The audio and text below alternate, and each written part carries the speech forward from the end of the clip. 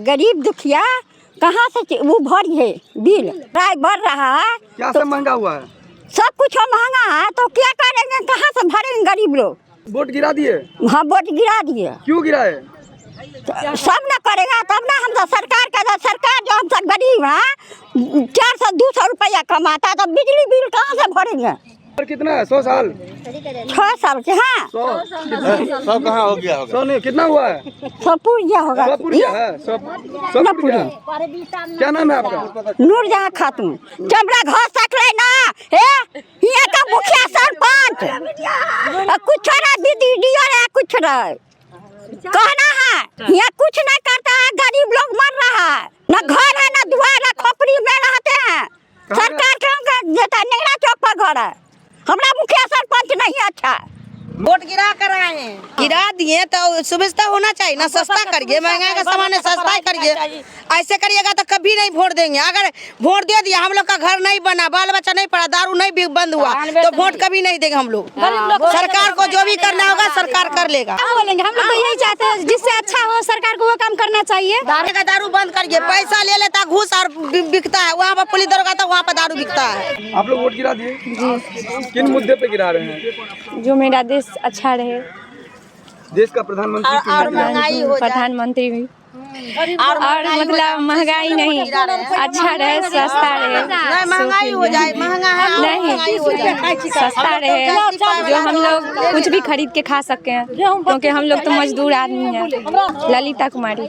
मगर ऐसा नहीं होना चाहिए कि और महंगाई हो रहा है, नीचा होना चाहिए। गरीब का जला में तो इसलिए न होगा, इतना ही महंगाई करेगा तो बाल बच्चा के कहाँ से पढ़ाएगा इंसान। गिराते तो सस्ता ही कहाँ होता, और तो महंगाई हो रहा जा रहा ना। और जो लोग गिरा देते, वोट जिता देते, मगर अपने ही घर में खुश उड़ाते हैं, पब्लिक को नीचा गिरा के रखते हैं। ये लोग जो वादे करते हैं कि हम कुछ भी नहीं करता, कोई भी कुछ करता है, वो खुद चमकने का। नेंगरा चौक पे घर जाकर देखिए, कुछ भी नहीं दे रहा है। वोट लेना रहता तो पैर पकड़ने आता, जब वोट लिया हो जाता है तो घर जाके बैठ जाता। अभी वोट का समय तो घरे घर कहता है वोट दीजिए, और जब वोट लिया हो जाता तो घर जाके बैठ जाता। नेंगरा चौक पे किसी को नहीं बोले अभी वोट लेना है तो हमको उसके बाद तो कोई अपना परछाई भी नहीं देने के लिए जाता है मोहल्ला में। तो ऐसा नहीं ना होना चाहिए। भाई जैसे अभी आप लोग जैसे जाते हैं वोट लेने के लिए, बाद में भी जीत जाते हैं तो आइए, क्या है प्रॉब्लम देखिए, मोहल्ला का गांव का विकास करिए। इसलिए हम लोग वोट देते हैं, जो कल के आने वाले दिन में अच्छा हो कह के। पर यहाँ पे कुछ होता ही नहीं, सब बार वोट ले लेते हैं, सब अपना अपना हो जाते हैं। ऐसा नहीं ना होना चाहिए। हम भी लोग मतलब वोट देते हैं, जो चलो सरकार बनेंगे तो अच्छा होंगे कल के लिए, पर ऐसा नहीं है। सुनीता देवी। हाँ तरक्की नहीं हुआ है अभी तक, तरक्की करना चाहिए। हम लोग के नेंगरा चौक दारू का हाँ सबसे पहले दारू बंद करवाइए।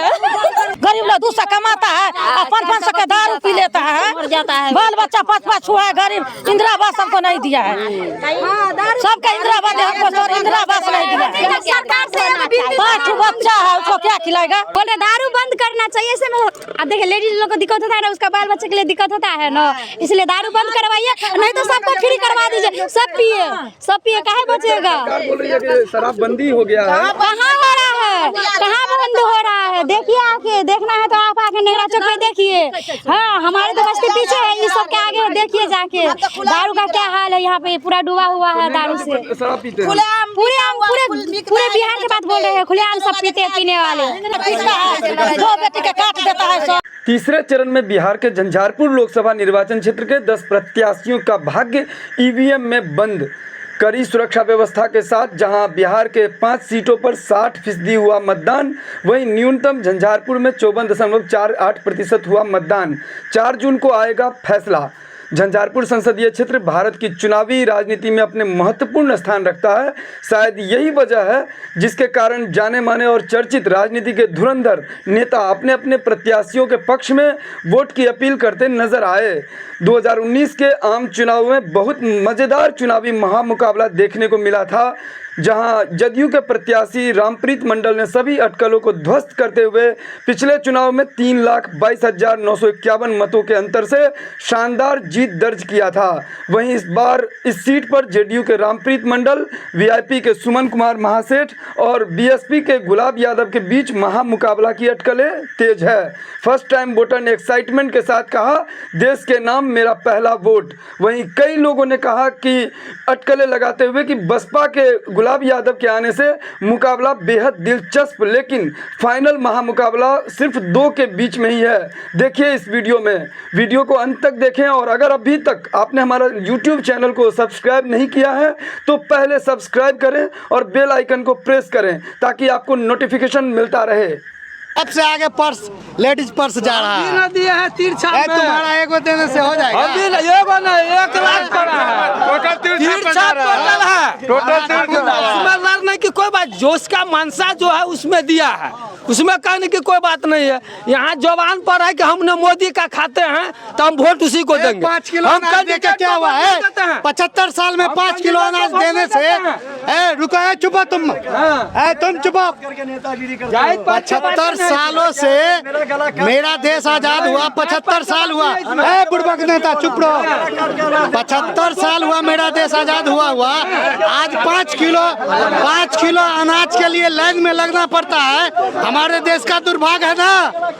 अब बाथरूम के लिए 10,000 देता है, हमारी बीवी बच्चा बहू बाहर जाता है। हमारे देश के लिए दुर्भाग्य है। सरकार रोजगार दे, शिक्षा दे, और क्या चाहिए हमें?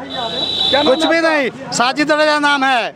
हमारे देश का दुर्भाग्य है कि 75 साल देश का आजाद हुआ लेकिन फिर भी 5 किलो अनाज के लिए लाइन में लगना पड़ता है। हम कमा के क्यों नहीं खा सकते हैं? इस सराप का अनाज लेने से क्या होगा हमें? यहाँ पे जो है सो तीर छाप का मुकाबला है। लालटेन छाप से जो आया है टिकट लेके तो सबसे बेसी तीर छाप का है। और जिसी से भी पूछिएगा तो कहेगा कि मोदी के नाम पर हम वोट दे रहे हैं, कैंडिडेट को नहीं दे रहे हैं। मतलब वहाँ पर त्रिकोणीय तो नहीं चल रहा है। यहाँ पे टसल है बीजेपी और ये महागठबंधन में साथ में जो वीआईपी से हैं, दोनों में संघर्ष अतिपूर्ण है। लेकिन चुनाव बाद में जो ये होगा कि आपको जो भी वोट से निकले, लेकिन आरपी मंडल जी निकल रहे हैं, उसमें कोई शक की बात नहीं है। व्यक्तिगत मत आपका क्या है, कौन निकलेगा तो विकास होगा झंझारपुर का? झंझारपुर से बस आरपी मंडल निकले, विकास ही विकास है, क्योंकि हमको ऊपर मोदी जी के साथ है और जो राम को लाए हैं हम उनको लाएंगे। नमस्कार, मैं हूं आकाश मिश्रा, आप देख रहे हैं न्यूज़ टुडे मिथिला। इस वक्त हमारी मौजूदगी मधुबनी जिला के झंझारपुर संसदीय क्षेत्र अंतर्गत इंडो नेपाल बॉर्डर के पास लोकहा में, जहां आपको सुबह से हम लगातार दिखाने का प्रयास कर रहे हैं कि मधुबनी जिला अंतर्गत झंझारपुर संसदीय क्षेत्र में जो मतदाता मतदान केंद्र में जाकर लगातार प्रयास कर रहे हैं मत गिराने का, अपने मत का कीमत को समझने का प्रयास कर रहे हैं। और यहाँ पर जो लोग हैं इन सबसे हम जानते हैं कि ये जो मत गिराते हैं, ये जो वोट करते हैं, ये क्यों करते हैं, वोट गिराना क्यों जरूरी है? वोट गिराना जरूरी है इसलिए कि हमारी वोट से हमारा एक वोट हमारे देश के लिए, जो देश में संविधान हो या जो भी हो, मतलब देश हमारे वोट से चलता है और इससे कोई एक अच्छा व्यक्ति का प्रतिनिधित्व होता है। क्या लगता है, राष्ट्र बड़ा या धर्म? पहले धर्म, पहले तो क्षेत्र का सांसद चुना जाता है और उनके बाद वो प्रधानमंत्री चुना जाता है। तो हम लोग तो सीधा मतलब वोट करते हैं ऊपर के लिए। ईवीएम के द्वारा जो अभी वोटिंग हो रहा है, ईवीएम का फुल फॉर्म क्या होता है? ईवीएम का हमको पूरा पता नहीं है उसके बारे में। ईवीएम के द्वारा जो मतदान हो रहा है, क्या ये बिल्कुल न्यूट्रल है, निष्पक्ष है? वो केवल विपक्षी करता है। ये अगर विपक्षी अगर चुनाव जीत ले तो उसके लिए बहुत अच्छा है, अगर विपक्षी चुनाव हार गया तो उसके लिए मतलब ईवीएम गड़बड़ हो गई। रंजीत कुमार। घर आपका? लोकहा। मेरा नाम है वीरेंद्र प्रसाद शाह, घर लोकहा। सिर्फ मोदी जी के ही नाम पर वोट दिए हैं, हम कोई नीतीश कुमार के नाम पर नहीं दिए हैं। जैसा कहा जा रहा था कि यहाँ पे त्रिकोणीय महामुकाबला है, आपको क्या लग रहा है? जी नहीं, त्रिकोणीय मुकाबला नहीं होगा, मुकाबला होगा दुइये का। मुकाबला है आरपी मंडल और सुमन महासेठ के। हाँ, वोटिंग तो बहुत शांति प्रक्रिया से हो रहा है।